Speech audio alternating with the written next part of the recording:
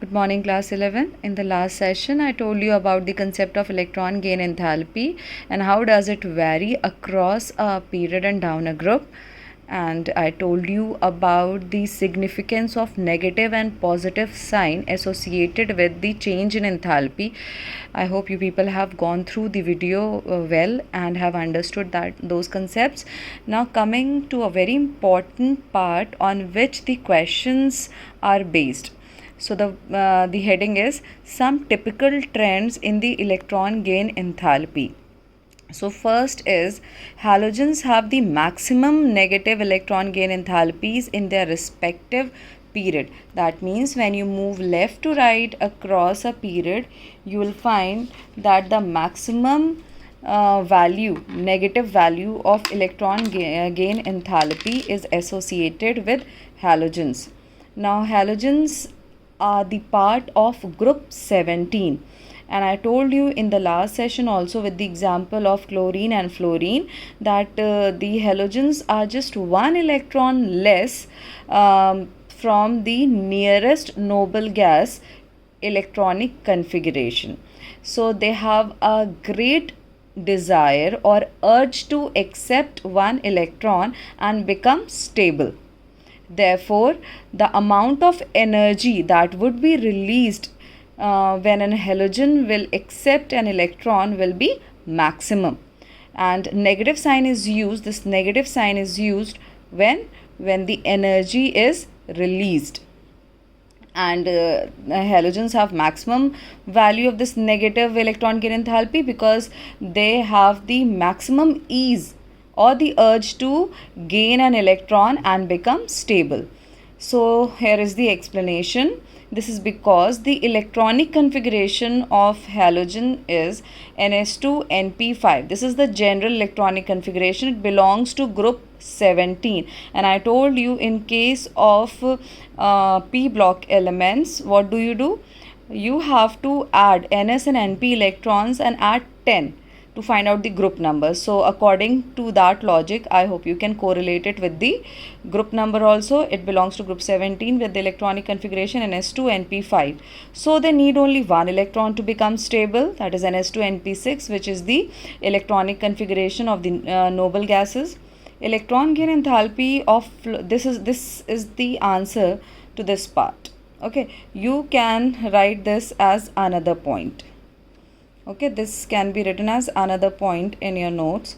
So children, this point says electron gain enthalpy of fluorine is less than that of chlorine, whereas it is expected to be more. So when you move down in a group, in group 17, if I talk about group 17, you know that fluorine comes first, then chlorine, then bromine, then iodine, and at last we have acetylene. These are the group 17 elements. These are group 17 elements: fluorine, chlorine, bromine, iodine, and acetylene. So in this case, what happens? You must be knowing that as you move down a group, what happens? The metallic character increases or the atomic radii increases, and because of the increase in the atomic radii, the ease of gain of electron reduces. So the negative value of electron gain enthalpy will go down. So if you compare fluorine and chlorine, then according to this trend, chlorine should have lesser electron gain enthalpy than fluorine, right? Fluorine should have the maximum electron gain enthalpy, and chlorine acetylene should have the minimum. And if you compare fluorine and chlorine, then the expected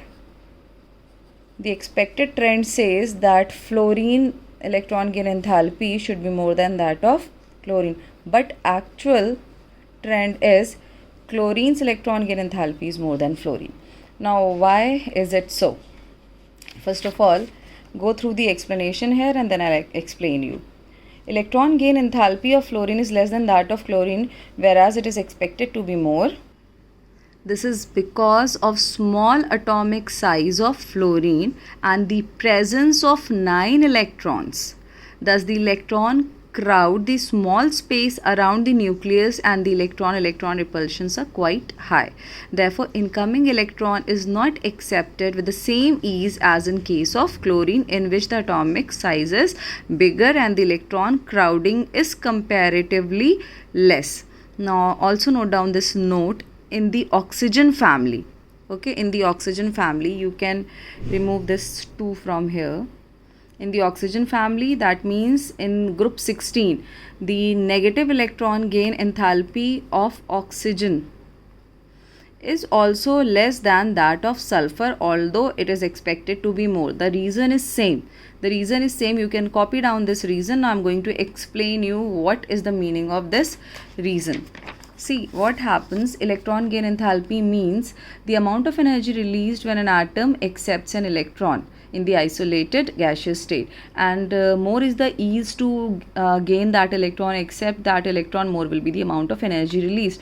In case of fluorine has atomic number 9, electronic configuration is 2, 7. I am taking up the simple electronic configuration that you are more aware of.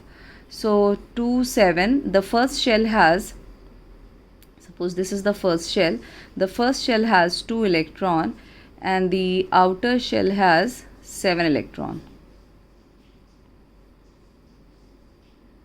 Fine. And in case of chlorine, the electronic configuration is 287, since it has atomic number 17 and this is 9. In this case, there are 3 orbits, 2 in the first shell, then second shell has 8, 1, 2, 3, 4, 5, 6 and 7, 8. The third shell has 7 electrons according to the electronic configuration. So when you compare the size of these two atoms, atomic radii of chlorine is quite spacious and is more than this fluorine. So you can very well understand this, children, that when an electron is trying to enter into these two atoms, you can see here that already the atomic radii, this shell, outermost shell, is very small in radius and it has 7 electrons already. So the incoming electron will get repelled because of this overcrowding of the electron, whereas in case of chlorine there are 7 electrons, but at the same time the radii is much more than that of fluorine. So it has enough space to accommodate one extra electron. So the ease of accepting the electron in case of chlorine is much more than that in case of fluorine. Therefore, this will have higher value of electron affinity or the higher negative value of electron gain enthalpy. So I hope the point is clear. And in case of 16th group, which is known as oxygen family, it is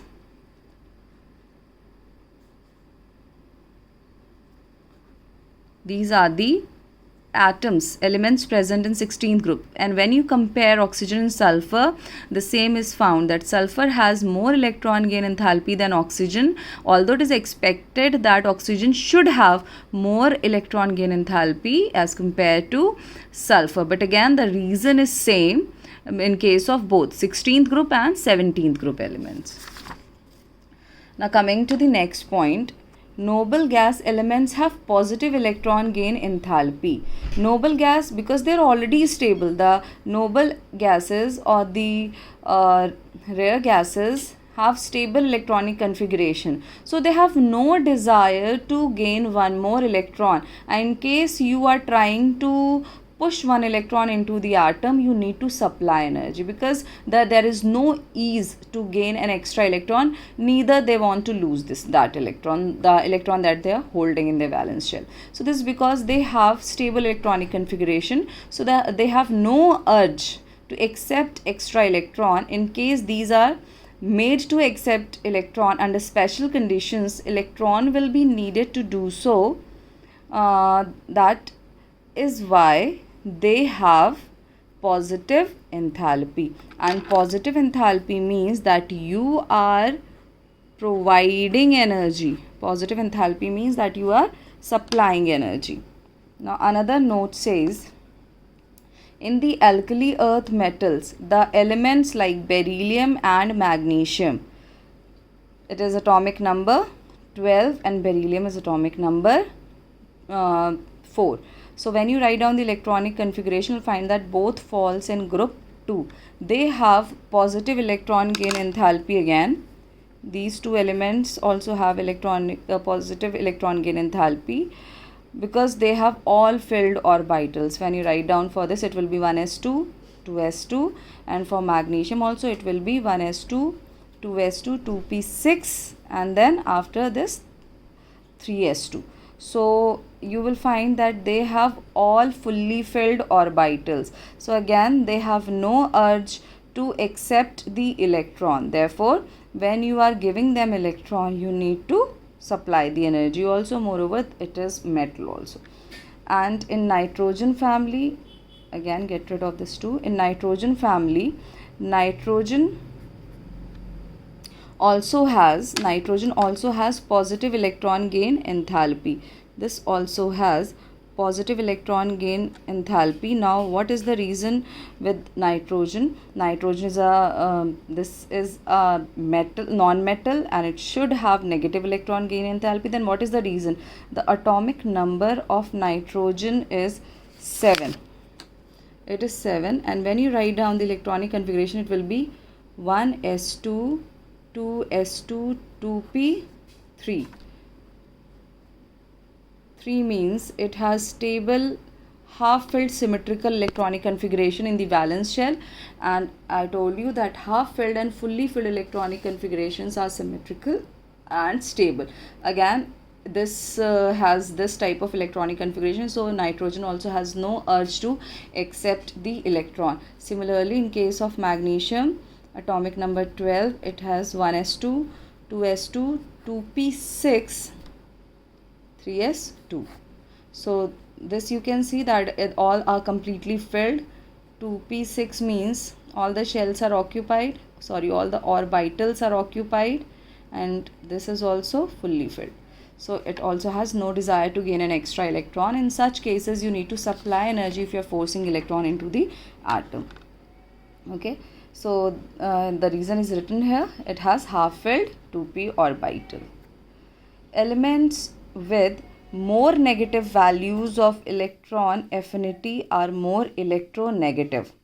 Okay, if the elements have more negative value of electron gain enthalpy, I should write this in terms of electron gain enthalpy, so that you have no confusion with regard to this. Make it electron gain enthalpy. They are more electronegative. That means electronegativity and electron gain enthalpy are related. Electronegativity means the tendency to attract the shared pair of electron, tendency of an atom to attract the shared pair of electron when combines in a compound. Higher value of negative electron gain enthalpies act as a strong oxidizing agents also. So note down these 2 points related to electron gain enthalpy. Now moving on to the next periodic property, that is electronegativity. What is this? I just discussed with you. It is the relative electron attracting tendency of its atom for a shared pair of electron in a chemical bond. That means when two atoms combine together, then the one which attracts the shared pair of electron towards itself with a greater ease is more electronegative than the other, right? So being relative, since it is a relative property, it has no specific unit. Like electron gain enthalpy and ionization enthalpy involves energy exchange, therefore they have units of energy, but this is just a comparison of power of two or more combining atoms, therefore it has no unit, no constant value. It has no constant value. It depends upon the nature of the atom with which a particular atom is linked. That means you cannot say that this particular atom has a specific value or some constant value of electronegativity, because it only depends upon the atom with which another atom is combining. Fluorine is the most electronegative atom. Point to mark here that fluorine is the most electronegative atom in the entire periodic table, and cesium is the least electronegative atom in the entire periodic table. So electronegativity depends upon the atomic size. More is the atomic size, less is the electronegativity, same as in case of electron gain enthalpy. And so as you move left to right across a period, what happens? The atomic radii decreases, so electronegativity will increase. So you can say that good non-metals have good attracting power, so they have high electronegativity. Down a group, we all know that metallic character increases because the atomic radii increases, so the electronegativity will decrease. So electronegativity is basically the property of non-metal, and electropositivity is the property of metal. So non-metals have high value of electronegativity. Now comes the very important point here is to compare electron gain enthalpy and electronegativity. It is the tendency to attract outside electron, whereas it is the tendency to attract the shared pair of electron. The unit is kilojoule per mole. It has no unit. The value is absolute. The value is relative. Property of an isolated atom, and this is property of a bonded atom. So now the question that must be arising in your brain should be that I said most electronegative element is fluorine in the entire periodic table, whereas chlorine has more value of electron gain enthalpy. Since electronegativity and electron gain enthalpy go hand in hand, then the most electronegative element should also be chlorine. But why is it so? Why this difference is arising? This difference is arising because the difference between the two properties which is creating the difference between these two atoms. Electronegativity means tendency to attract, and electron gain enthalpy means tendency to gain or accept electron. So fluorine is most powerful. It is most powerful in attracting an electron towards itself, whereas chlorine is most powerful in gaining an electron. So there is a difference between attracting and gaining. Because it is spacious, it can welcome that electron into its atom, whereas fluorine will attract the electron only till outside. It cannot let that electron enter into its atom because of its small size. So electronegativity is the power to attract, and electron gain enthalpy is the power to, or the tendency to gain electron. So the most electronegative element is fluorine, whereas the atom having the highest value of electron gain enthalpy is chlorine. I hope the difference is clear, and now very few part from the chapter is left to be covered that I'll be taking up in the next session, and then we will be discussing the question. Thank you children. Take care.